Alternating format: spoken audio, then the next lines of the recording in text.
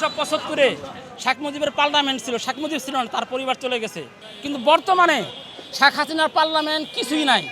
শেখ হাসিনা চলে গেছে, আর এমপি মন্ত্রী মিনিস্টার একটা নেতাও চলে গেছে গা। সুতরাং শেখ হাসিনা এই দেশে আসবে এটা যদি কেউ ভাবে তাহলে সে হলো বোকা। শেখ হাসিনা এই দেশে আসবেও না, তার মেয়ে পুতুল ছেলে জয় আত্মীয় স্বজন কেউ আসবে না, এটাই হলো কথা।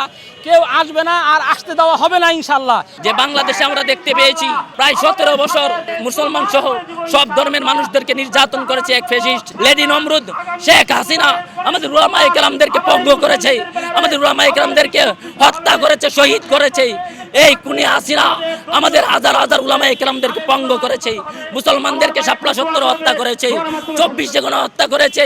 এই খুনিকে যদি কেউ বাংলাদেশে প্রত্যাবর্তন করাতে চায় তার বিরুদ্ধে আমরা রুখে দাঁড়াবো ইনশাআল্লাহ। আমরা এই দেশে আর খুনি হাসিনাকে জীবিত রূপে দেখতে চাই না ইনশাআল্লাহ।